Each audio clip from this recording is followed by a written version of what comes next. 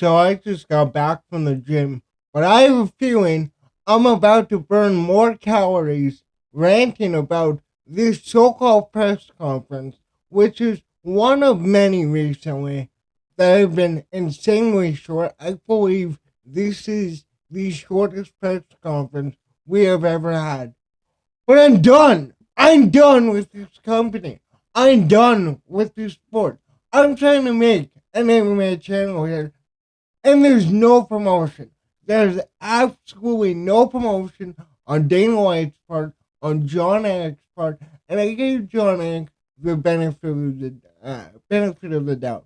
I said in a previous video, at least in John Anik host press conferences, the longer we get more fan questions. But this was the shortest press conference we have ever had. Now, I'm going to save you the time of watching it, and I just wrote down the highlights. So we start off. Marab is desperate to convince the crowd this is an interesting fight. And it is.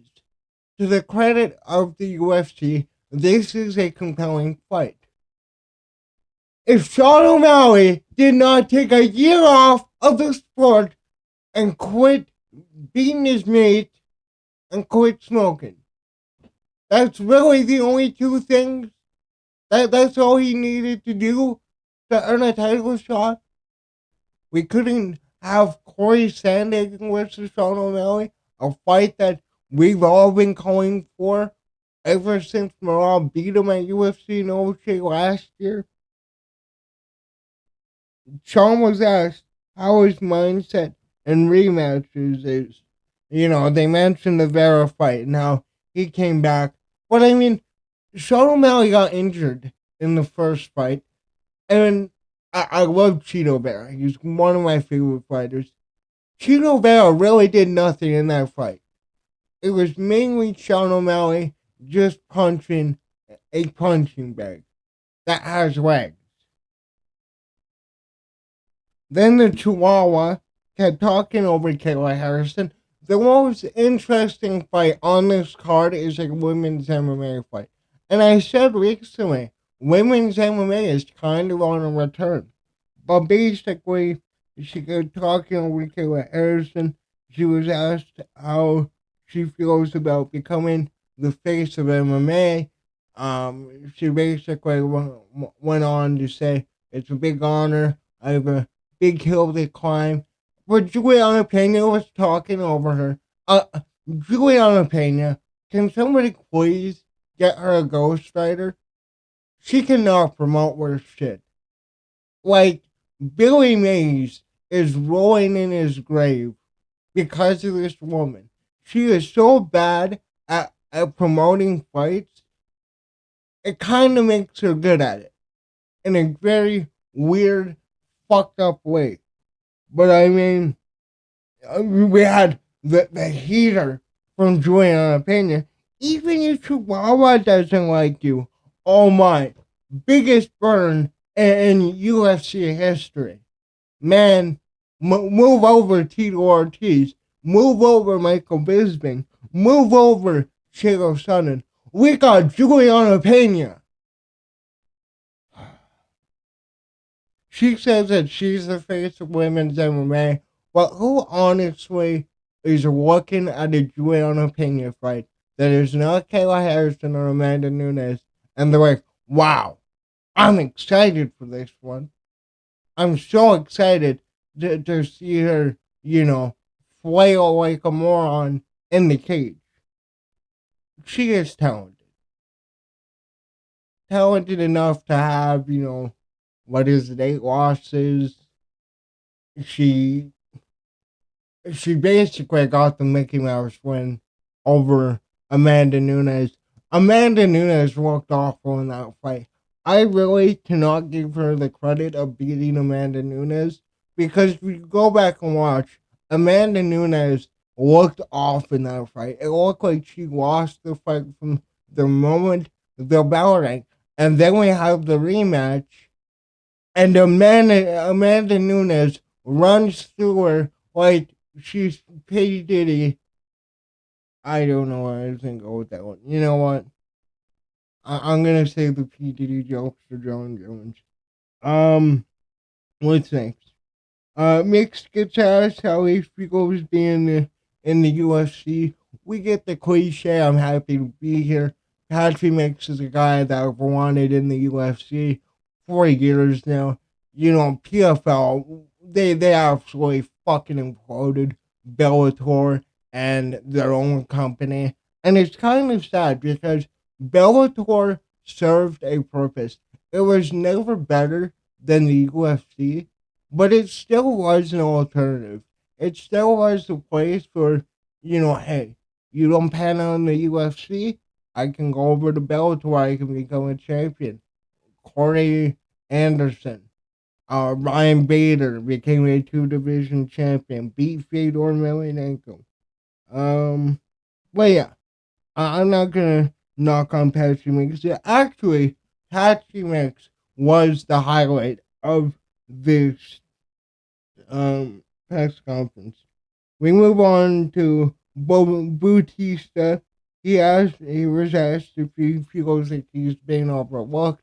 He said it was, but I mean, I'm not gonna pay much attention to a dude that absolutely robbed Jose Aldo, disrespected one of the greatest ever do it, and actively didn't fight Jose Aldo for 90% of the rounds. Mick says I'm working right through them. I like Mix, man. Like I said, Mix is a highlight. Mix can promote his fight, and the thing with him is that I feel like because of the fact he was in Bellator all those years and he started young, this is a much different Bellator signing than, Patricio Pitbull or Michael Chandler. This is a guy that the UFC can build around. But I mean, hey, the UFC doesn't build fighters anymore. The UFC doesn't fucking promote. Um, let's see. Piper is asked about gas from Jen. He says he's at a different level. Yeah, I mean, it's at middleweight. He does have explosive power. He's been working on his grappling game. I think he can knock out Kelvin Gastelum. I doubt it happens, though. Um, Let me go now. Luke's hometown, New Jersey. He gets a good pop for him. I like Luke. He's a solid fighter. He's put on incredible fights. He's been on a down spiral. You also had Holland calling him out for the Buckway knockout. Made fun of him for it. We move on to Holland though, and he calls out Colby Covington, saying that he wants to fight the worst fighters in the division. And I think that was an excellent call out for Colby Covington, who's retired. If you looked at him lightly, he's getting pretty chunky, kind of like Jorge Masvidal. Um, Shout out Daniel Cormier too. Let's see here. We move on. Keller is asked about Amanda Nunes. Gives the answer of I'm climbing the mountain, and I'm gonna continue to climb the mountain. I'm only focused on the next step. Good for her. And then Pena cannot have Kayla Harrison or any of her opponents get a word out with her, not yapping like the chihuahua she is. What are you gonna do? Lay on top of me for 25 minutes? Which, yeah, she did that to Caitlin Vieira. But again, I I honestly think that Kayla Harrison can mix it up better than her. Pena may have the better fundamentals in the striking game, but overall, I think Kayla Harrison has a better chance of knocking her out. And then, okay, Kayla Harrison did respond with a major clapback. You've been stopped 3 times. You lost more fights than I've lost rounds. That is one of the coldest. Um, that's one of the coldest lines in MMA. Not as cold as I put a lot of dogs down my day. Again, John Silva, Bryce Mitchell. A fan-led fight, I might add. Um, Then we get great from Rob. I'm happy to be here. I'm happy to be here. I'm happy to fight this guy again. Sean O'Malley has really improved by, not smoking the ganja and not cooking the chicken. Um, that's my Marab impression. I hope you love it. Then Sean was asked what advice did Israel Adesanya and DJ give him, and we really don't get an answer. He just said we didn't really talk about the fight much. It was mainly just catching up. Obviously, he's not gonna share whatever. They told him in private. Mixon Bautista was asked if their next fight would be for the title. Patchy Mix says yes. Batista says he's on his way. I guess they're not gonna burp.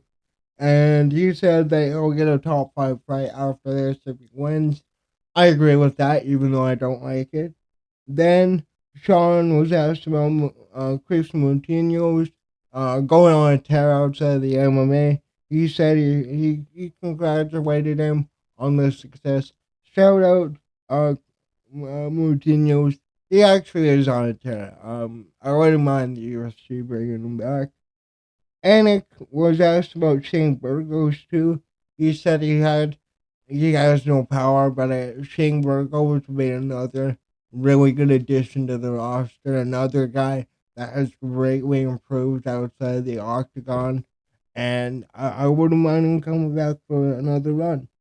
Let's see here. Then we get to the big one. We get to the big one, and the reason why Dana White wasn't hosting this press conference. John was asked about the John Jones petition. The petition that is nearly at 200,000 signatures. That's almost more pay-per-views than UFC 315 sold. Uh, he said that he thinks Jones fights Tom in December. We know if the fight's gonna happen, it will be at MSG. It's gonna be in his hometown. I know that he's not allowed to say that, or else Dana White's gonna go off on him for generating hype on a fight when you have entire fans screaming at the top of their lungs to save, your young, supposed to be active, on a tear heavyweight that could go down as the greatest heavyweight of all time. Let's see here. He also said it's bigger if they're both champions. Why? Why? What changes if you take away from the belt from John Jones? I mean, you're supposed to take away the interim belt after the Stipe fight because the moment that bell rang in that fight, there is no interim champion. The interim champion is the step-in champion. Let's see. We get Sean O'Malley saying no one gives a fuck about Marab at the end of the press conference. I'm sorry. Nobody will give a fuck about Marab after this fight. But again, why were you hanging out with Marab? Why were you in a jacuzzi? Why didn't you invite John Jones to the jacuzzi party?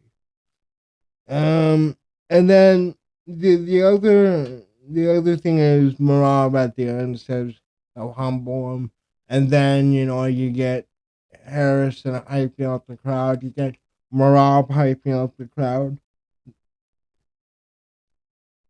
When you go and look at this thing, I believe it's a 30-minute video, but it starts at 7:30 and it ends at 21:28.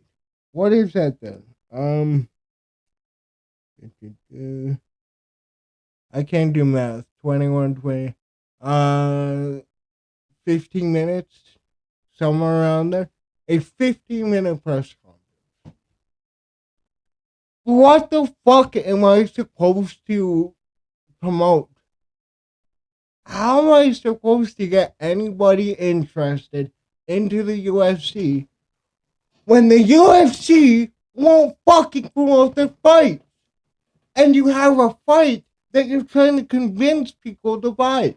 Oh, but it's the biggest gig of all time. Maybe that had to do with something of, I don't know, the venue maybe. I mean, wait, I kind of think that was at the Sphere, and you said that, this would be the biggest event in history. This would be the biggest show, the greatest show in Sphere history. Everybody is fucked who goes to the Sphere after us.